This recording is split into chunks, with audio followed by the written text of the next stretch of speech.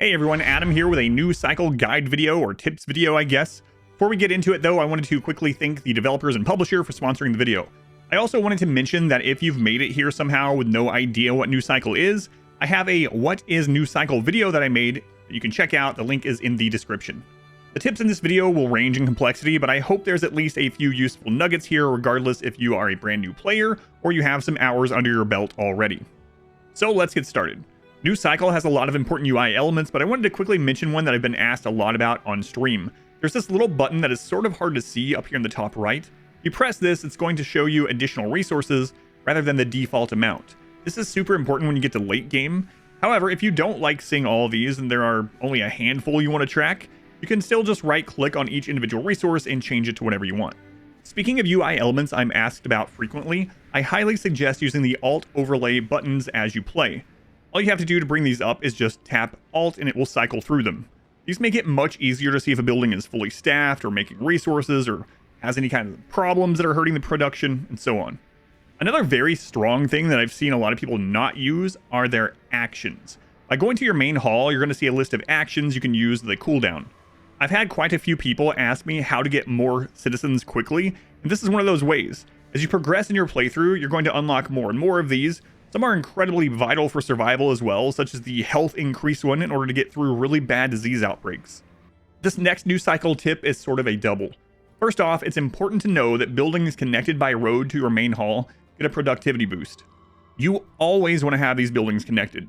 However, that is the extent of what roads are useful for in the current game. There's no actual hauling in the game despite the graphics of colonists walking around with stuff. Because of this, you can just put things anywhere you would like.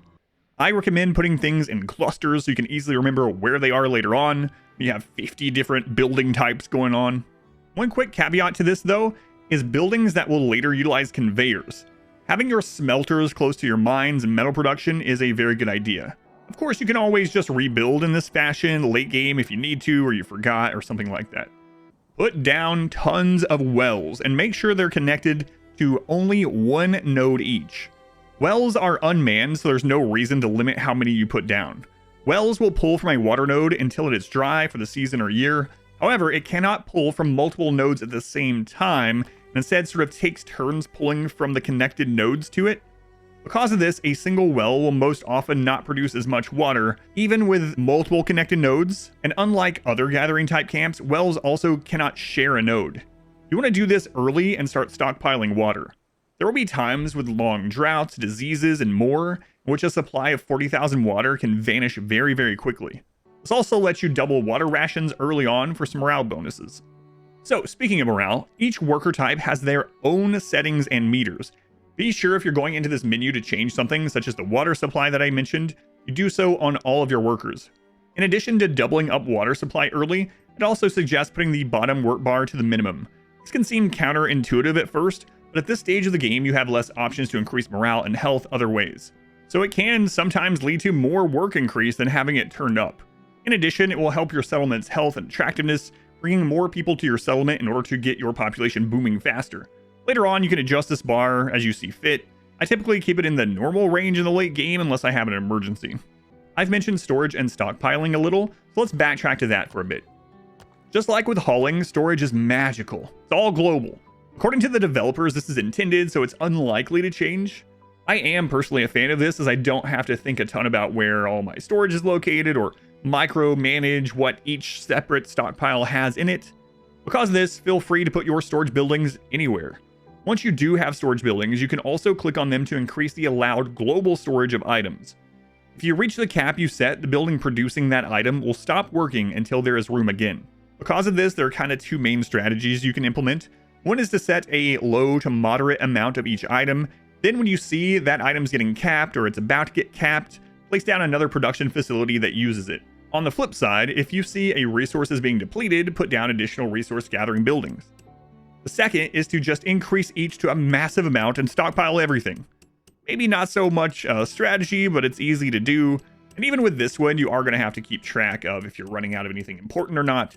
Regardless which method you end up using, I highly suggest allowing there to be huge stockpiles of resources that actually keep people alive though. 50,000 water and 10,000 meals may seem like a ton until you have a multi-year drought and a bunch of disease, and suddenly that's all gone. So my next tip goes against what I just said a little bit. I did say put storage wherever, but that's kind of a lie. As you progress in the game, you are going to need farmland and eventually oil fields. To save yourself headaches later, you're going to want to use the overlay for these to see where not to put your other building types, if you can help it anyway. For instance, you probably don't want to put your huge housing centers over the top of your most fertile land. Speaking of housing centers, you'll eventually have access to watchtowers, taverns, and clinics. These have a radius for the houses they affect. Keep that in mind when building your houses, as positioning these efficiently can save you a bit of space and power in the long run. I did also want to mention some of the early bottlenecks that you're going to run into as far as resources go. Going blindly, these could cause you to sit around for a while, waiting on more to just come in. Paper is going to be a big one for quite a while. Not only will you need tons of paper for research, you'll often be spending thousands at a time just to upgrade normal workers into craftsmen. So make sure you get an extra lumber mill or two making paper from a pretty early stage, and make sure to keep them stocked with wood. Iron is also going to be a huge bottleneck. You'll probably go from feeling like you are massively overproducing it to it vanishing very quickly as you get into the point of needing steel, power tools, and more. Clothes can also be a problem, so make sure you are getting hunters on those meat nodes as soon as you can unlock them. Another bonus to hunters is the simple meals that you can get from meat don't require water, so it allows you to stockpile even more water. It's also going to be a good idea to get some linen planted as soon as you can, as your people will eventually need better clothing, and once they get that feel for linen, apparently they're not going to want just furs ever again. Next up is to make sure your buildings are always staffed. If a building doesn't have at least one worker inside of it, it's going to deteriorate pretty quickly. After a few days, this gives the building a production hit that lasts for quite some time, even when starting it back up. So you don't need it fully employed, but basically don't have a building that's empty. New cycle, you're going to get quite a few pop-up events in which a choice will determine whether you get a production boost or a morale boost. Many of these are actually permanent for that playthrough, so make your decision carefully. If you're min-maxing a bit, I'd suggest mostly taking production-oriented choices. This is because morale is easier to increase in the late game. Also, more production means you can create more resources in order to turn all the workers' meters to extra, which also drastically increases morale. Let's talk a little bit about power. Power is also magically connected. Thank goodness, though, that we don't have to build power lines everywhere. As such, feel free to put these super far away as well. Many of the power sources don't even get bonuses for roads either, so just cram all those wind turbines wherever there's a strong breeze and forget about them. One of the most important tips, if you're not already doing this, is to not ignore scouting and the world map. The world map is incredibly strong and downright needed in the super late game. Resource and nodes you find in the overworld are infinite. Work towards getting roads made out there for production bonuses, get to the point of making tinned food, and start setting workers to get resources. You can even use it to get more citizens by using the immigration towers. Later, when you get to trains, resources are going to start pouring in at crazy high rates. And lastly, I wanted to give a quick tip on conveyor belts. Conveyors drastically increase the production on a building. The longer the conveyor belt, though, the more resources and power they take. So you want to try to make them as short as possible, of course. I highly suggest tapping the tab key while building conveyor belts in order to exit grid mode and have more control over the placement. You can use this tab building mode on any building, but it seems to help the most with conveyors. Also, a word really quickly on conveyor splitters. Don't forget to click on the splitter and set up rules for what materials go to which outlet. The very first time I built one of these, I was confused for a moment on why the ore production just stopped. And I thought I had done something wrong, and I had not set these. And I think I'll call the video there before it gets too long. There are a ton of additional tips I could go over, but we'll save that for another day or another video.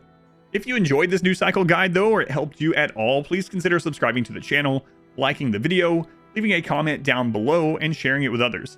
If you'd like to reference a written version of this guide, be sure to head over to my website, adamversuseverything.com/guides. And as always, thank you for watching.